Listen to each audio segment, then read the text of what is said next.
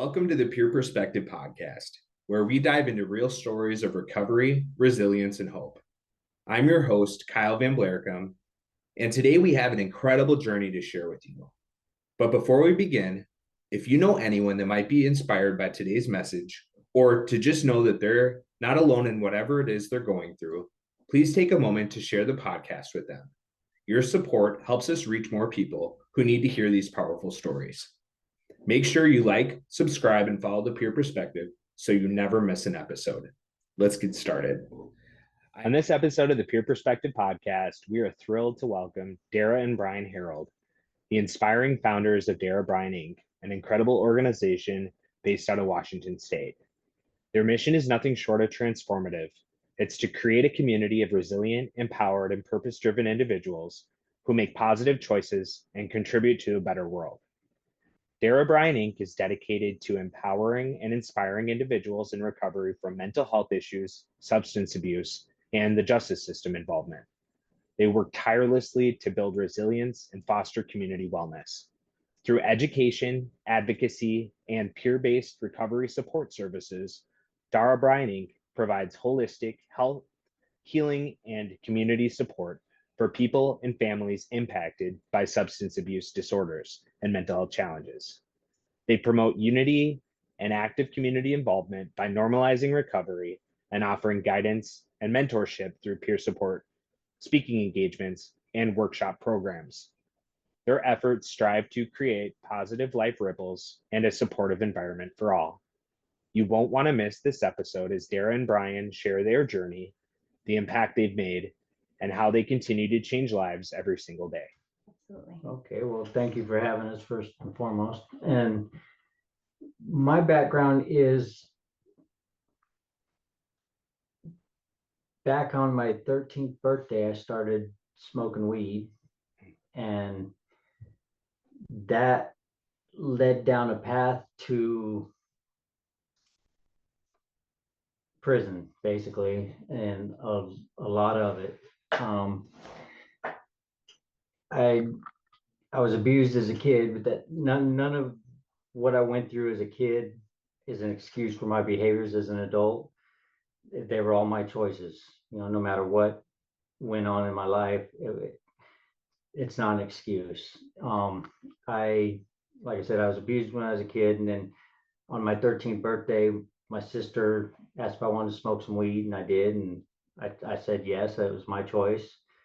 And then from that moment on, that was all I wanted to do, is get high and find the next way to get high. And do offer it to me, I would do it. Yeah, drink it, smoke it, snort it, whatever, I would do it. And that one bad decision right there led to many more. And I went to jail the first time when I was 13, then again at 14, and again at 18, and again at 19. And I went to prison my first time at 19 years old, and then got out. I did 3 years that time, got out, and within a year I was back in prison doing a life sentence. 24 years old, I got sentenced to life in prison. Wow. And through that, I made the decision to leave drugs alone, and here I am. So you had been sentenced to life in prison at an early age. 24 years.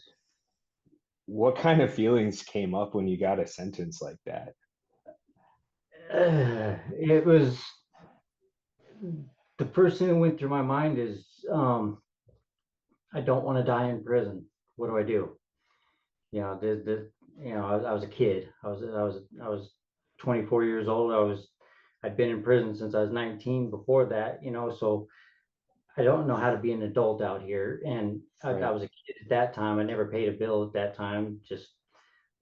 And what went through my mind was just, oh shit, excuse the language, but yeah, that's what went through my mind. And then I looked at, when a judge passed down that sentence, I looked at my family members, and they're sitting there, tears running down their faces, crying. Just, it's like, man, I'm a selfish bastard. What, how do I fix this? Yeah.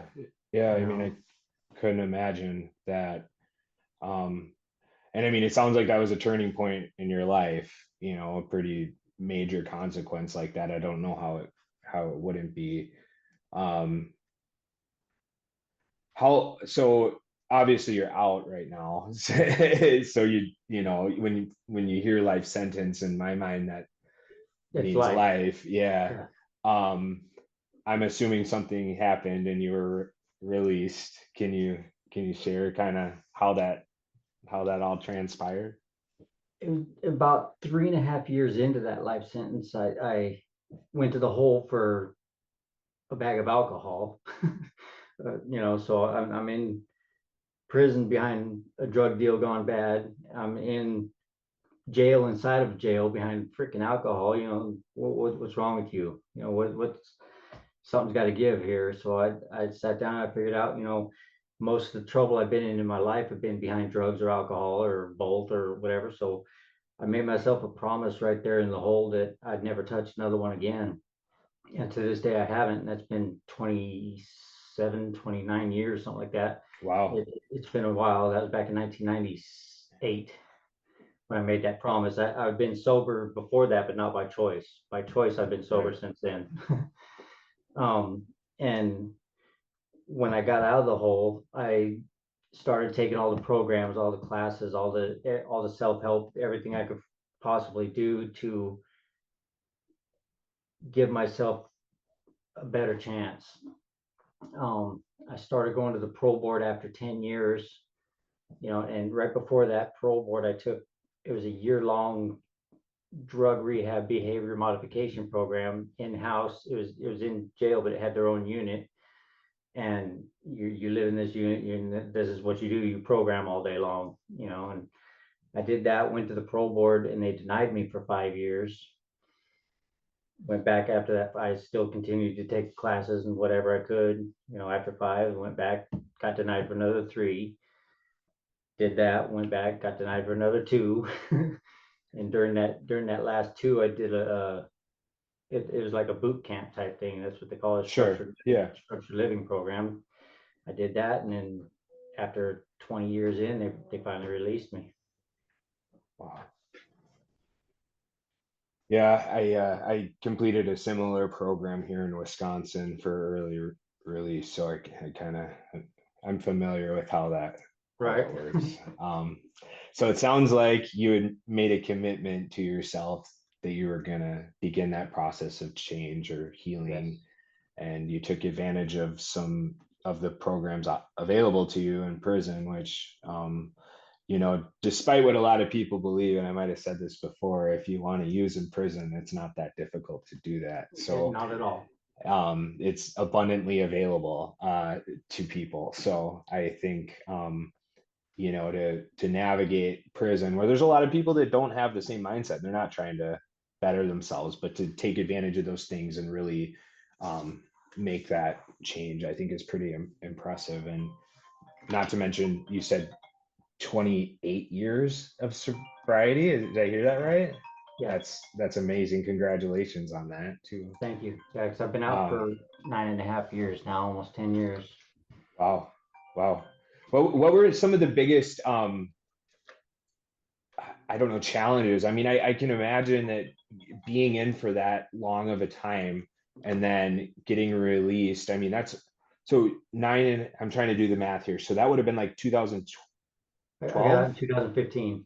2015. Okay. So Yeah. a lot's changed in that period of time from when you went in, right? How did that feel? Honestly, I was more scared getting out than I was going in. I bet. Yeah. Yeah. I mean, because they didn't have cell phones when I went in. They didn't have the technology. And I've used this analogy several times. I went from the Flintstones to the Jetsons overnight. Right. Right. And it was hard to adjust to. The people out here have changed so much because their way of communication is this, Right. and not this. And Yep. it's hard being older to adjust to stuff like that, because I grew up, you make eye contact when you talk to somebody, you say excuse me when you bump into somebody, Right. you have manners, and these that was hard to adjust to, is the people out here. Yeah. I knew I'd have to get a job and go to work and do all that. That's, and I had to learn how to be an adult. I didn't know how. I've never paid a bill. 44 years old, I got to get out and relearn how to drive a car. Yeah. And I had to learn everything. I opened my first bank account. And just everything that people do out here, I had to learn it at, like I said, 44 years old, Yeah. and I'm still learning today. If it wasn't for my wife here, this phone call probably wouldn't be happening. The technology, I'm way behind on that. And it's, yeah. So, I mean, it's an adjustment period for sure. Yeah, I mean, I can imagine now. Well, I mean, I have a 13-year-old daughter, and she's all, they use TikTok and all this stuff. I don't even understand it. So, Right. Okay. So, yeah, I mean, I can imagine that would be a huge adjustment for you. You kind of covered it a little bit about how you were able to really jump into some of this, the programs and stuff that were available in prison. But can you talk a little bit about your healing process today, your program, what that looks like for you? Today, my healing process is, it's always ongoing, as you know. Sure. It's, Yep. I'll never be fully healed. Right. So I'm at the point in my recovery right now, the giving back. Yeah. I feel that 29, almost 30 years of sobriety, I have absolutely zero desire to use to, I mean, you can offer me what you want and I'll deny it and tell you, please don't come around me anymore, but Right. I'm over it. I'm done. I don't have any desire to drink or use any kind of drugs. So my sobriety and my recovery now is just giving back. Now I want to help support kids, young people, 13 to 18, before they come to that point in their life to where they go into the system, to where, I'd like to close down the penitentiary systems, and that starts with the kids. Right. Because if the kids don't grow up and commit crimes, they have no use to have that prison there. Yeah. And that, Yeah. so to start with the young people, and when they start making bad decisions and choices, start letting them know you have a choice, and your choices today matter. You might not think it because you're 13, 14 years old. You might not think what you do today matters, but it does. The choices you make, and that's kind of where my recovery is at. Is my wife and I started Dara Brian LLC. Yeah, as it's a peer group, peer support, to do that, to start working with youth. I also kind of focus on reentry also, because the people that are in there need assistance and support getting out. They need to know where the resources are and how to get food, get a job, do resumes, stuff like that. And so those are kind of our focal point. We'll support and help anybody we can. It doesn't matter if you're a juvenile or reentry or just substance abuse or whatever we can, we'll do. And that's kind of what we're about. It's amazing to, really focus on people more upstream before they get to that point, and Yes. what better person to help somebody than somebody that's been through it, right? And somebody Right. who started using substances at such an early age. And that's what it's all about, right? That's how we can make an impact. So that's so you kind of talked about your recovery. What got you into peer support? When I was I'd see these youngsters coming through, after I'd been in 8, 10, 12, 15 years, I'd see these kids coming through, and it's like, man, why? These guys are babies, and Right. I was one of them. I was a 19-year-old kid when I went through too. And I used to tell the homies that I was kicking it with, man, I'd like to talk to them before they get here. I'd like to talk to the kids before they end up walking through these gates, because this is no life for anybody. This sucks. So, and I never thought anything about it. I never thought I'm gonna get out and do that. I just talking. And then later when I got out, her and I hooked back up after we knew each other back in middle school. We dated back then. Oh, wow. Wow. She moved away, and then when I got out, I got back a hold of her, and we got back together after all these years. And she asked, where what have you been up to all these years? I have to hold her, and then I was very straight up from the very beginning, because I didn't want any, why didn't you tell me? Or, Right, no right. I have no secrets. I'm there. And then after I told her, she said, I'm going to tell your story someday. And so we ended up, we tried to, we had no idea what we were doing, but we got a hold of the juvenile hall system up here, and we tried to get in just to talk to the kids. Had no format, no anything. I just want to talk to the kids, tell them not to do the stupid stuff they're doing, and right.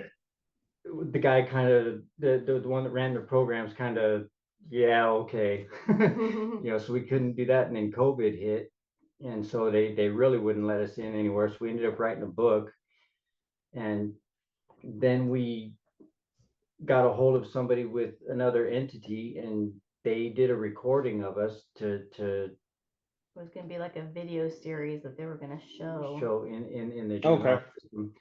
And she did the first video, and then kind of ghosted us. We haven't heard anything from her, and we've tried to get a hold of her and all that. And it's just, we don't know if that thing ever got made, or we don't know anything about it. So we just kept going forward with it. And then we just kept pushing forward and knocking on doors. And then we heard about the peer. I've never even heard of a peer support business or community like it is. And then one day we ran across it, and next thing you know, we went to the school for it and became CPCs. Well, we started volunteering for family youth services. And through that family youth services, they talked about like wrap around counselors and wise counselors and all of that, but we really didn't know what they were really talking about. And then through that, we actually found this training through the state of Washington for certified peer counseling. And so we thought, well, wow, that would really help us to really get more involved with the work we're already trying to do. And we took this class, and we were just blown away, because everything that they were talking about was everything that we were trying to do, is walk alongside. Not, we're not there to tell them what to do. They have enough people in their lives that are already telling them. It was more about how do we walk alongside somebody and say, look, we know where this path goes. We've been there. We can't direct you, and we can't make the choices for you, but we can certainly provide you support along the way, and give you voice and choice in your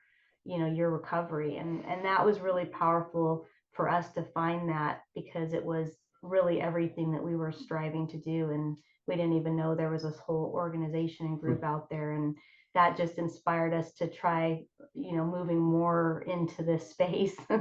Right. Yeah. Yeah. It's almost like you were able to kind of hang your hat on, there's actually something out there that, meets a need, meets this unique space. Right. And it's pretty powerful stuff. And there's a huge community. We didn't realize that we're not the only ones that want to do this. There's, everybody we talk to, and what I really like about it is it's non-competitive. Everybody wants to help the next person, and everybody we've talked to has plugged us into people that we need to talk to. Here, these guys will help you, and everybody wants to share their information. And there's no, like I said, it's not competitive. It's a yes, do it, go, Yeah, very supportive community. I think I would agree with that statement. Everybody that I've come across has been super supportive and Yes. encouraging, and like, it's like sharing information and trying to build each other up. I would 100% agree with that. It's kind of refreshing, actually, Right. like, it's already hard to put yourself out there, and then you do, and people respond really well. And so, yeah, it's pretty cool. Well, it sounds like you guys are doing a lot of amazing things. Oh, and I was actually going to ask you, you're in Washington, and I feel like I knew that, but, so, you read, I have your website actually pulled up right now. And can you tell me a little bit about the book? Is it just one book, or is it? Just one book, yeah. Okay, It's okay. called, life doesn't have to be a sentence, choose your Yeah. hard. And it really was about, we really kind of, it's based on Brian's story. We hope book two eventually, because we'd like to tell, our story. But I really felt like, and so did Brian, is that him being able to tell his story, and hopefully provide a pathway forward for somebody else that's out there struggling. Because Right. we all, everybody has moments in their life where they've made maybe a wrong turn or a wrong choice, and especially people that are in recovery. And we truly believe that you haven't gone too far, that, and for his story, and to focus on, especially with use, because a lot of times they might give up and go, well, I'm already been in this far. But you can always turn around, you can always make a different choice. And so we, part of what we say is, we're doing CPR, we're creating positive ripples, because that's all it takes is one small drop to create that ripple. And that's what we're trying to do. And by sharing the story in the book, we're hoping that gives somebody maybe a roadmap. Maybe they think that, that there's no possibility of changing, and that's just not true.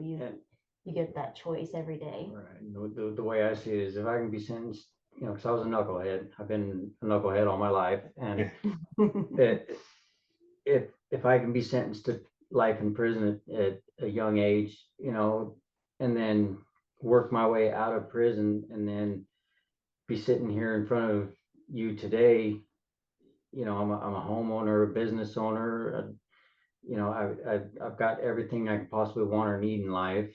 And if that's possible for me, it's possible for every person on the earth. No matter what your bottom is, there's always up from there. Yeah, it's pretty amazing stuff. I can relate to so much of your story, Brian, and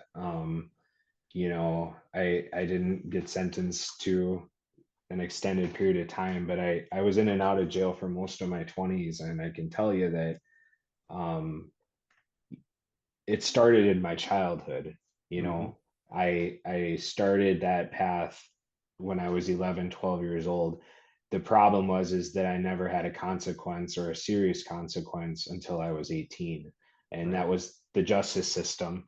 And they're not as forgiving as your parents are, right? So it's like, that was the first time I think I was ever told no, and had a real consequence. So I 100% agree with you. I wish that there was more work out there like this, where it really, focused on children, and kind of, addressing some of those patterns like earlier on. Because I can think back in my own life, and I wish I would have had that person in my life, that would have been there to, I don't know. I don't know if I would have listened, but I might have, I might have. And I'm the same way. I when I'm talking to young people or peers in general, I go back to my 13-year-old knucklehead, hard-headed self. And would I have listened back then? Don't know, but I would have heard it.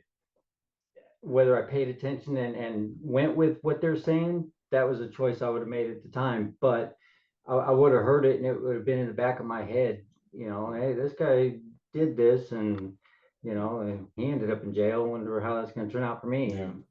And Right. 9 times out of 10, I would have done it anyways. But I got to try. Yep. You That little soundbite might have stuck with you, and you know, Yes. for me, Yeah, it might have been one time in jail versus who knows how many, right? Right. It's like, hey, that guy told me about this, you know. Right. He wasn't wrong. Right. I think sometimes too, just when Brian and I show up and we're just there, and we're listening, and we're not judging the situation. We're hearing the story, and and it's there's not like a lot of shock that comes with it.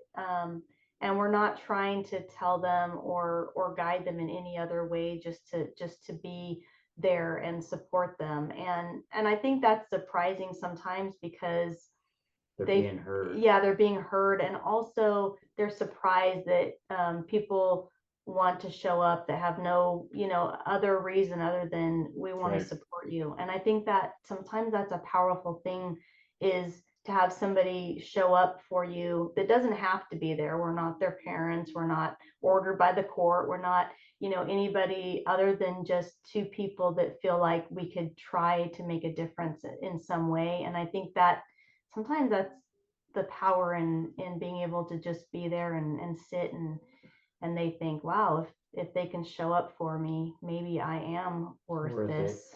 So it's amazing. Yeah, just giving someone that space, that's a pretty powerful thing. Yeah. So you've kind of talked a little bit about it already, but could you just share a little bit about the individuals that you work with, like where they come from as far as how they get connected with you? Go ahead. Okay, so so through kind of our volunteer efforts, we actually end up connecting with a counselor that's part of, and we were just saying, look, we'd love to come in and talk to the kids and be able to like just provide the stories and try to give them the lived experiences. And so he was working really hard to get us in there. I understand the parameters that are put in place are there to protect the kids, and they should be, but it makes it hard, because when you really do want to help, you can't really be available to do it. And so he actually kind of through this one kid's family, they were just kind of at their wits' end. They didn't know what to do with them, and they reached out to us and said, hey, would you be willing to mentor? And so we just started meeting with this kid and his family, and it started out with him and dad, and then it became him, dad, mom, him, dad, girlfriend. And he actually has a brother that's incarcerated, and we reached out to him as well. And just kind of our referrals have really come from a spot where the system is kind of going, we don't know what to do at this point, so they're trying to help in a way that's like, it's kind of going through almost like a back end way, but they're trying to help as much as they can. And so we're still working, we're still trying to we've actually developed a program that we call the Ripple, and it's really kind of a pure led human centered program that really focuses on helping somebody kind of work through all of those different things that you go down your path, about how do you take responsibility, how do you identify the things in your life that you need to work on. And so through this program that we're trying to develop, we're still kind of just like the wheels of the government, right? Everything takes a long time, but we've been working on, hey, we're ready to present this, and they're like, great, we're trying to get the powers to be to hear that we've got a program and to let us do this. So in the meantime, our referrals come from it's really the heart of the people, the counselors and the parole officers that are really kind of at a loss of how to help. And we're kind of almost, I don't want to say a last ditch effort, but it's another way to try to catch these youths before they go into the adult system. Right, right. And we're brand new. We've only been doing this for what, 6 months. I mean, we're pretty new at this, and so we don't have a huge, I hate the word client, but we don't have a huge client base. You know, we Sure. we have them just trickling in, and we still meet, you know, with the ones that we started with, and you know, just follow up, you know, and Right. so we're like, yeah, we're just brand new and trying to get in there, trying to get make a difference. Yeah, we jumped in with the heart first, and now we're Yeah. trying to figure out how to build Hey, it. I get it. This is passion project of mine. So, you know, it's I think your heart has to be in the right place first. And that's everything else will fall into place after that. So Yes, I do believe that. I commend you guys a lot for the work that you're doing, and like all good things, it's just gonna take some time, but hopefully, you know, your guys' willingness to put yourself out there and share and, you know, be vulnerable like you are today. People, you know, it's weird because it's you share some really I don't know, dark or personal parts of yourself, and things, you know, that for a long time I stuffed down, and I share those things, and it really allows me to connect with other people, you know, and for so long I thought it was going to separate me from people, and really it's like that's how those relationships are built. So anyway, people either love you or hate you for it. And yeah,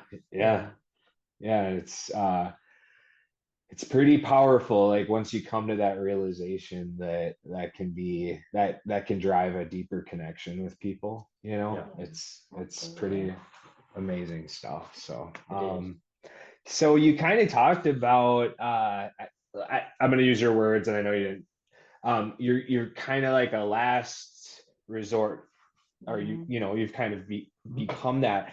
Do you have a success story or someone that you've worked with that you're able to really see like a positive change that you could share a little bit about?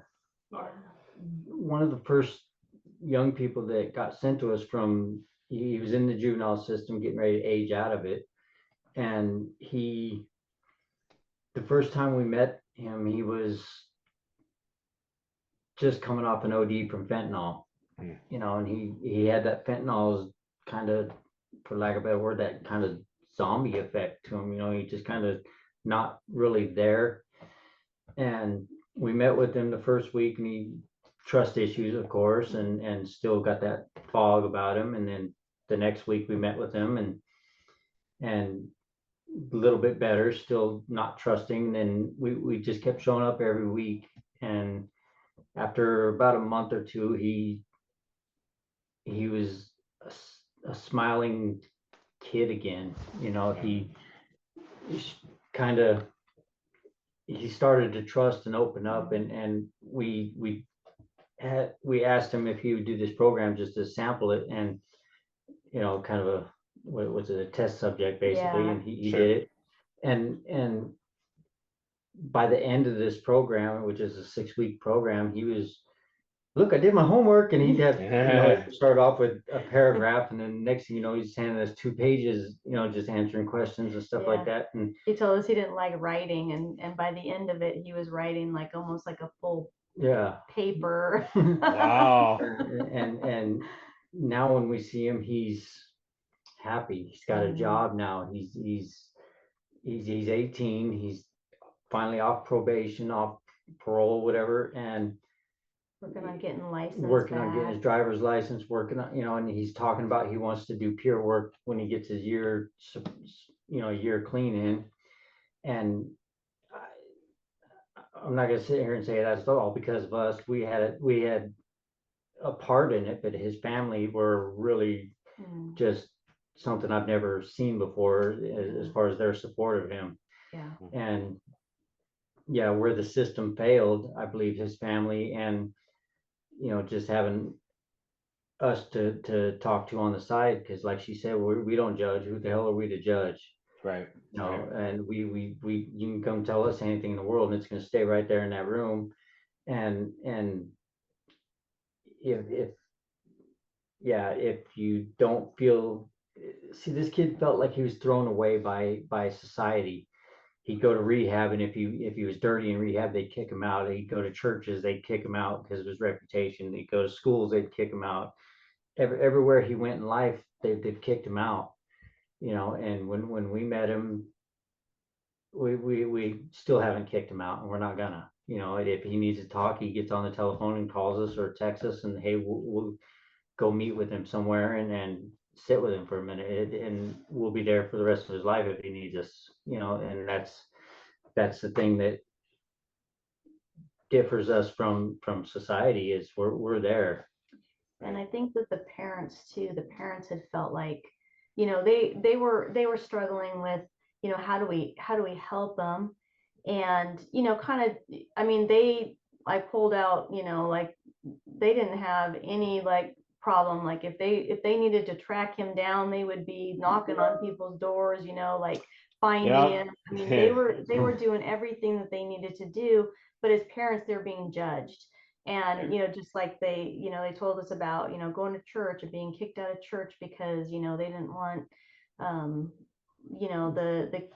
the problems. And, I mean, and that's the kind of thing where they were, they had developed their own like walls too, because they couldn't trust anybody anymore. And I think that for the first time, through all of that, was that they started to gain a lot of trust, and that that we would come and sit and listen, and not provide like, you guys need to do this or do that. We just listened to what they were doing, and also put some perspective and parameters around where Brian might be there to kind of go, hey, I can relate to what's going on with this kid, but I could also be there to support the parents in a way where it's like listening to what they're going through. And then we could kind of say, wow, it sounds like you guys both have, some things to talk about. And I think that the relationship between all of them got better, just because they were able to come to a neutral space, and nobody was guiding it by saying somebody's right or wrong. It's everybody gets to have a voice here. So yeah, what a powerful thing to be able to see that kind of play out, and with all those different dynamics. I mean, I can speak, my parents,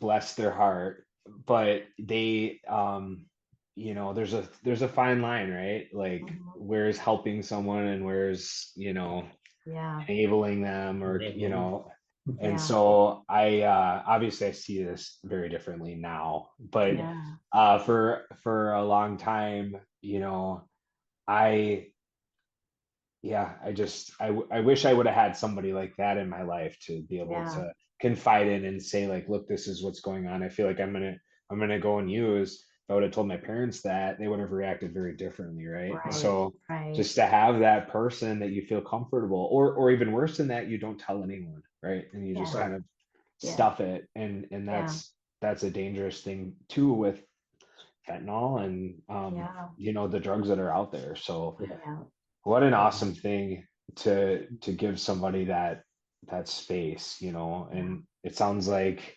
he was able to really turn his life around, and you were able to see that. So and that makes us hungry for more. It's a good us just we're telling everybody, hey, call us, hey, have them call us, have them get a hold of us. We're starving to death when it comes to stuff like that. We want it. Come bring it. It's pretty powerful, and it feeds you. I mean, as much as you're out there to help other people, there's a part of it that it does feel good, and you want to seek that out, so can you talk a little bit about barriers or challenges that you're seeing with your work right now? The biggest barrier that we're running across is one, we're unknown, and that's why we're doing stuff like this, is to get known. And number two is that one of the prerequisites for this field is lived experience. And we're starting to wonder if there's such thing as too much lived experience. I'm a lifer. I'll be on parole the rest of my life, and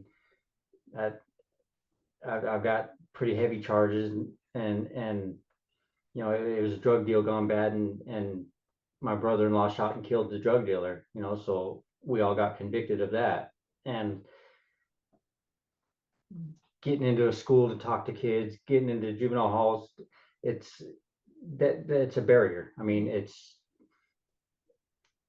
I've put in applications to do CPC work with several of the entities around here, and it's crickets. I can't even get a thank you for your application or any of that. So I'm starting to think it may be too much lived experience if there is a thing in this. I mean, I don't know, so I believe that's the biggest barrier we have. That, and like I said, we're unknown, we're brand new in the business, and we got to earn that trust. Yeah. And we know that, and we expect that, but the people we have spoken to are very giving and very, very supportive, and very helpful. So Yeah.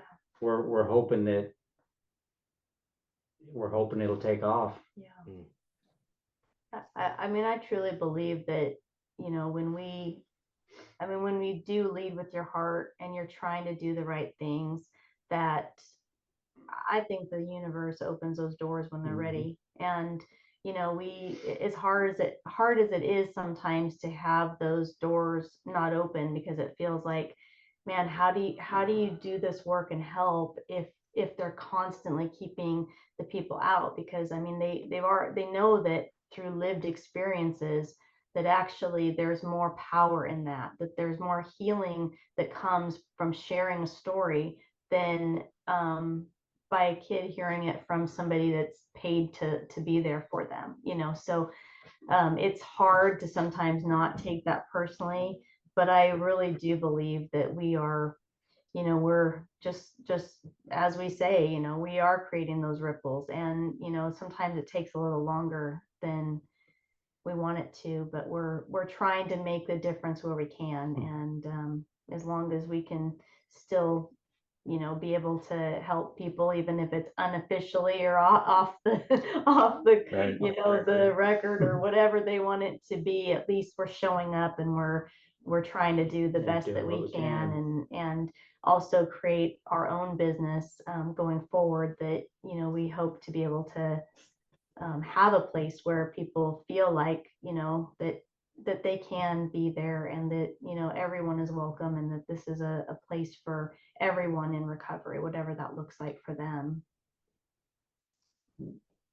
Yeah, it's interesting, and you're not the first person that shared that. In fact, I just had this conversation last week about what better people to help people than the people that have been through it. But most of the people that have been through it have a pretty shitty background, right? So I would say patience, right? And it'll work out. And everyone that I've talked to has shared kind of a similar thing. Like, yeah, it just takes time, and so well, I commend you guys so much for what you're doing. And Thank you. Obviously, if there's anything that I can do to help you, in fact, my gears were spinning a little bit as you were sharing. So I just want to give you the last opportunity here. Is there anything that you would want to share, or a piece of advice that you would give to someone who might be really struggling right now? The piece of advice is don't give up. Call somebody, talk to somebody. There's resources out there. There's people there. There's recovery cafes. I mean, anywhere. Just don't give up. If you want it, it'll happen. It's not going to be easy, and nothing about life is easy, but do it. Don't give up. Don't give up on yourselves. Yeah, that's the only advice I have for people. And if you want to put my phone number on there, have them call me. Yeah, absolutely. Yeah. That's Yeah, awesome. You got anything? Dara? I would just say the same thing. I mean, when you be vulnerable and you talk to somebody, don't go around and carry that weight by yourself. It is too heavy and it's too hard to hold. And there are people there that will support you, and support you and find a space for you to be able to share that story. And we everybody has the opportunity to make a better choice in this life, and it is hard and it's never easy to do, but be vulnerable and talk to somebody, and don't feel like you are too far gone to ever give up hope, because there's somebody there that's willing to listen and that will support you.